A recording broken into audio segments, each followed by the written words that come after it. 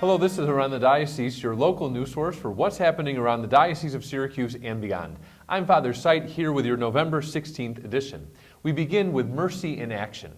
Our last Mercy in Action, in fact. The Jubilee of Mercy will come to a close this Sunday, November 20th, on the Solemnity of Christ the King, when our Holy Father, Pope Francis, will close the Holy Door of Mercy at St. Peter's Basilica.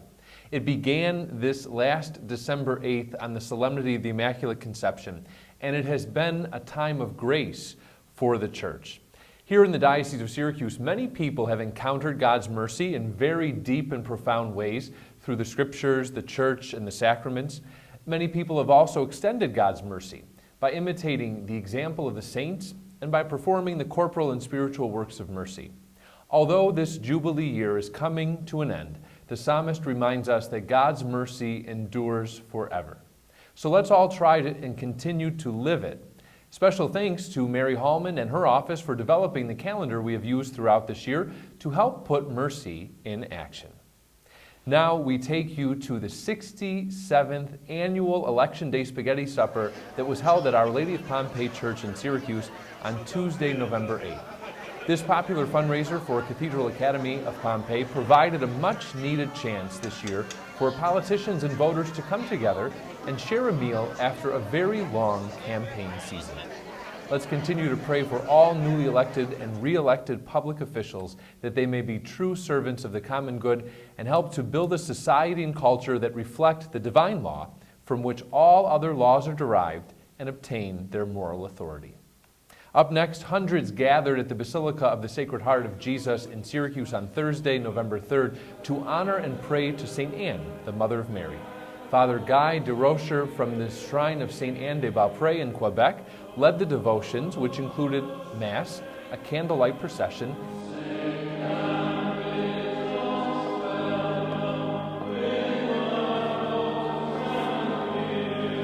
and veneration of her relic. St. Anne, pray for us. Now we bring you to St. Margaret's in Mattydale, where basketball teams from all around the diocese gathered for a special preseason tournament this past Saturday, November 12th.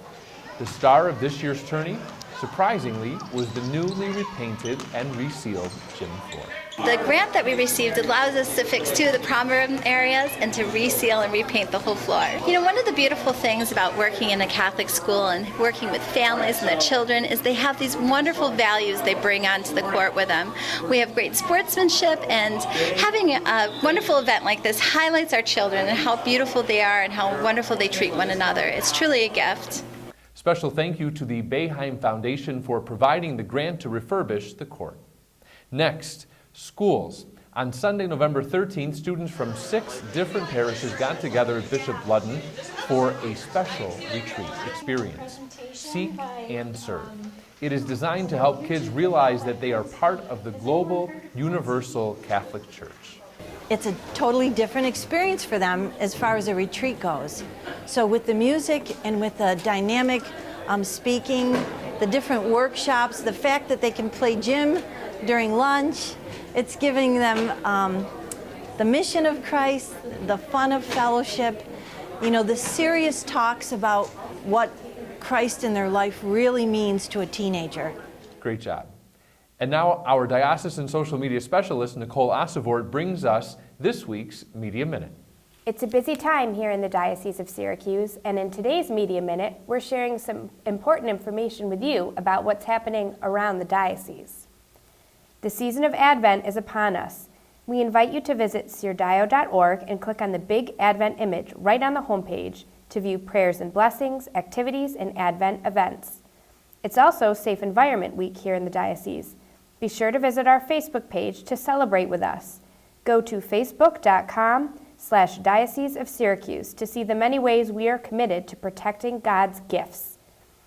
Our month of thankfulness also continues on social media. Be sure to visit Facebook every evening for the day's reflection.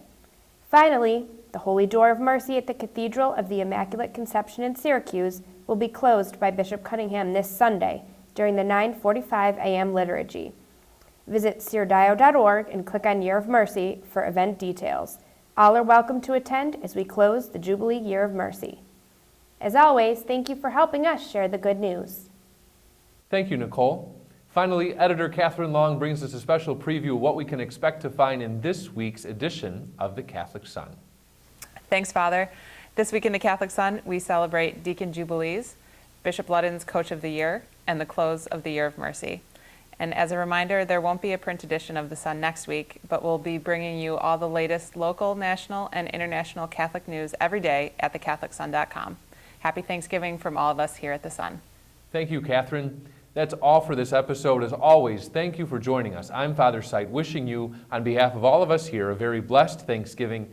Don't forget to give thanks for all the wonderful things God is doing in each of us and all around our diocese. God bless you.